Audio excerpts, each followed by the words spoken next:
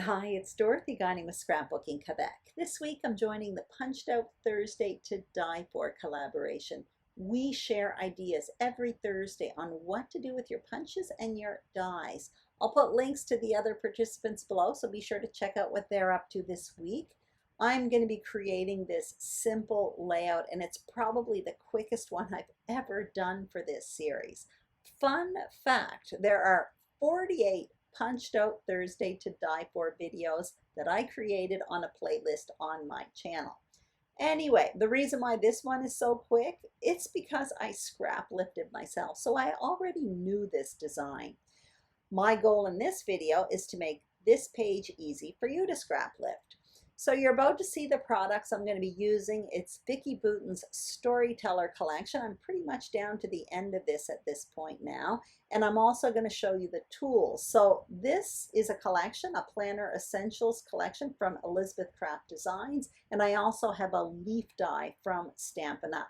So I'll talk more about these tools throughout the process, and everything will be listed below, but you don't need these exact tools to do what I'm doing. You may want a leaf die or punch, but that's about it. The rest you can easily replicate. So here's what's on my desk. I have a frame style foundation with 2 sheets of paper, and I gutted one of them, and there's a tutorial on my channel where I show how to do that, so that will be linked up below. I did mat one photo in advance. I have 2 small photos. I use one of them, and I also showed you a corner rounder because if you look at the white foundation page, I did round the corners. Now I have a bunch of paper here, including scraps, all from the Storyteller collection. I don't use it all, but that's what I'm starting with. And that's the die set I was talking about from Elizabeth Craft Design. So there's a whole bunch of pieces here that I will be using. There's a planner page, a layer, there's a double frame, and a bunch of bits and pieces like tabs as well as an arrow. So I also have a tool basket on my desk as well as a tray full of goodies. So the first thing I'm going to do is start creating layers for this page, and I'm going to be using this die set from Elizabeth Craft Designs. The die set's called Rounded Corners page. So I'm starting by cutting out this leaf paper with the biggest piece, which is a planner page. The flip side of that leaf paper is this yellow paper, so I'm cutting out a layer with that. And then what you're going to see me do in this same yellow paper is I'm going to cut out a double frame with it. Now each one of these dies has a stitched edging around it. Super, super beautiful. Now obviously these are just straight lines, so super easy to replicate if you don't have these dies. So what I am going to do is put measurements for what I'm cutting on the screen, and if you don't have the dies, you can simply just cut out the measurements. That's it. You may want to round the corners as well.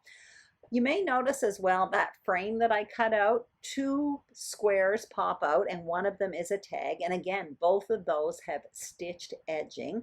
And what I'm going to do is cut out one of those tags with that craft colored ledger paper. Again, it's a scrap from this Storyteller collection. It's all going to be part of the layers on my foundation page. And in a moment, you're going to see with my straight trimmer, I just cut out a piece of graph paper, again from this Storyteller collection. And that's going to be a journaling box, which is going to peek out from behind one of those frames there. So I'm putting measurements for what I'm doing on the screen, and what I want to mention for the frames, the measurement will be for the large rectangle, and then there will be measurements for 2 squares. Mine, I cut them out a bit bigger because they are going to be adhered behind the opening of the frame, but I'm putting measurements on the screen so that you could just basically cut out the rectangle, then cut out 2 smaller squares and adhere them on top of it. So now I'm showing you how I plan to adhere these pieces together. So for one side of the page, I have the matted photo along with those 2 layers, the planner page.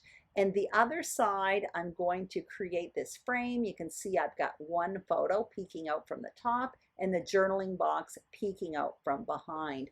I'm also going to use this tag that I cut out. I chopped it in half, and I'm going to have part of it peeking out from on top of the photo and the other part peeking out from underneath. So I'm going to start adhering all of this together, and I'm going to adhere the photos behind the frame so that it peeks out, as well as the journaling box. And then what you're going to see me do is come in with a piece of kind of sturdy cardstock, and I'm just going to put a mat behind the entire thing. It's going to be invisible. It's just that the photo as well as the journaling box that I'm adhering behind this frame is just a teeny bit bigger than the opening, and I find it really flimsy. And on top of that, the frame is actually made out of paperweight, not cardstock, so I just find it a bit flimsy, so I solidify it by adding a piece of cardstock behind it. There I go with it right now. Then what you're going to see me do is adhere the layers together with the larger photo there. So you can see me put that yellow paper on top of the planner page, and then I will put the photo on top of that, and then I will have the tag peeking through. I'm going to keep these two blocks separate right now, simply because I am going to want to play around with placement of the title as well as the embellishments, which I will be making in a moment. When I get out the title, which will just be in a moment there, they are puffy titles from this Storyteller collection, and you're going to notice I have two titles cut out. Basically, I often do this, you'll see in a moment. When I use these title collections, they often come on see-through plastic. So I knew I wanted one of the two titles there, so I just cut it out, and that way I could play around with placement. It's transparent and I can get a good idea how it's going to look. I still don't know what my title's going to be, but I do want to cut out a few more pieces for embellishing. So from that Elizabeth Craft Designs die set, there is an arrow. It's almost like a paper clip arrow, as well as a tab. So I'm cutting that out in scraps of that craft ledger paper. And now what you see me doing is getting out that Flourishing, it's called Forever Flourishing dies. It's a leaf die from Stampin' Up. And I cut myself out a few leaves, and off camera I cut out a few more.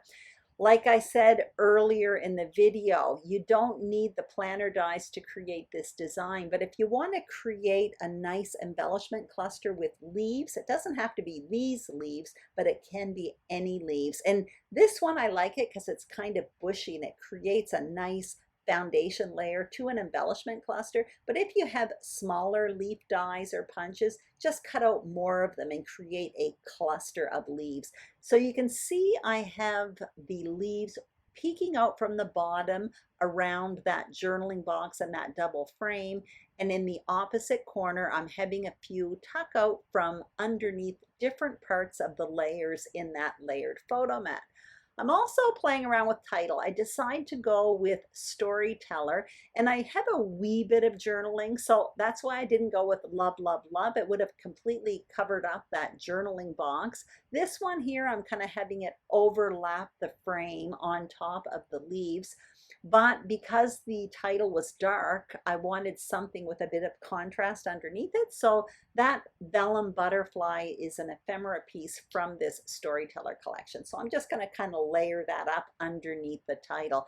Now I'm more or less happy with everything here. I will have to come in and do some finishing touches, but what I'm doing is adhering the main parts to the page. So for these detailed leaves, you see me using an adhesive, that yellow paper there. It's called Sticky Specks by Ecstasy Crafts. So you lift up the plastic, you put the detailed piece on that yellow sticky paper, and it kind of lifts up the adhesive. So I did that with the leaves. I adhered those two blocks to the page, and now what you see me doing is tucking in leaves in and around that photo block towards the top left of the page.